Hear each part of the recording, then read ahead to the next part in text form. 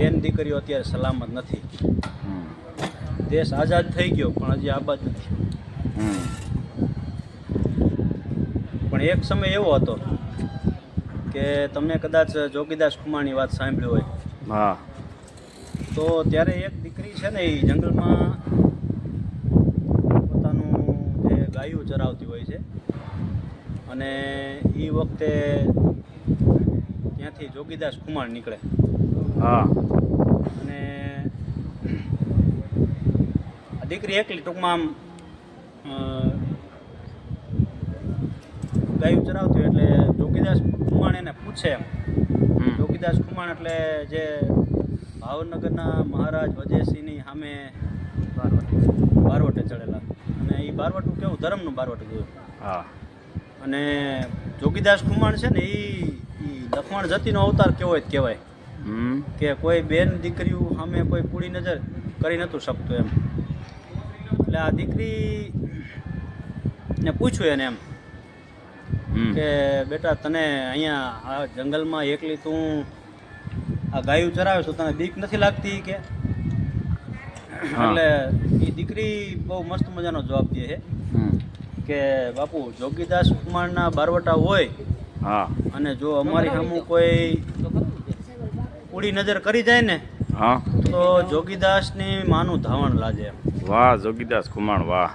એટલે એના માટે કહેવાય કે માથડે કાળી કામળી ગૌધણ કન્યા ચારતી.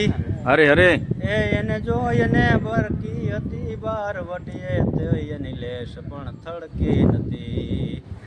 એ હું બીવતો બાપ દૂધ લાજે જોગા તણી જણનારીના એ એવા વટ વચન ને શૌર્યવાળી કોકયા સૌરાષ્ટ્રમાં.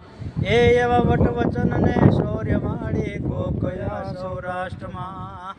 એટલે આ દીકરીની વાત સાંભળીને જોગીદાસ કુમારને મોજના દોરા છૂટવા માંડ્યા. ભાઈ ભાઈ બાકી દીકરીને ખબર નથી કે આ જોગીદાસ કુમાર જ છે.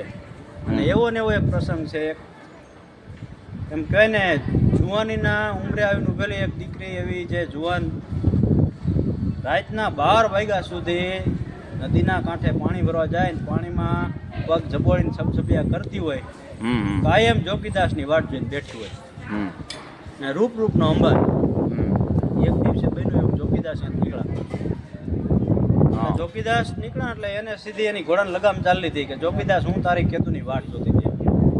જોગીદાસ એમ કીધું કરે બેટા કે તને એવું તે શું મારામાં ભળી ગઈ કે તું મારી વાટ જોઈને આવી આ વનવગડામાં આ રાતે આ એકલી બેઠી રહેશે. એટલે આ દીકરી એમ કે જોગીદાસને એમ કે તમારા જે દાઢી મૂછના કાતરા છે ને એ ના પાડી એના ઉપર હું વળઘોળ છું. જોગીદાસને એમ થઈ ગયું ઓહો વાહ ભાઈ વાહ.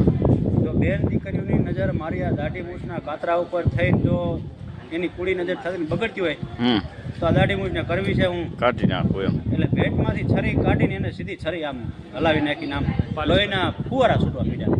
દાઢી મૂછ કાઢી નાખી. આ જોગીદાસ હતો અને ત્યારે બેન દીકરીઓ સલામત હતી. ભલે બારવટિયા હતા 12 પ્રકારના વટ લઈને ફરતા પણ ક્યારેય કોઈ બેન દીકરીને રંજાડતા નહીં.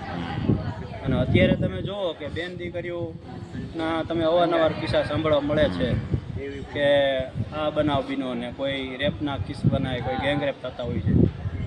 તો એમાંથી આપણે કંઈક ઇતિહાસમાંથી શીખવા જેવું ખરું. હા અત્યારે લીધા જેવું છે કારણ કે અત્યારે બહુ સમય બહુ ખરાબ આવી ગયો. કળિયુગ છે કળિયુગ ભાઈ.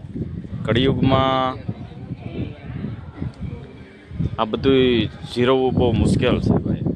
ધન છે જોગીદાસ કુમાર, ધન છે રાયધનભાઈ રાઠોડ, ધન છે તમને અને મળતા રહીશું. હા.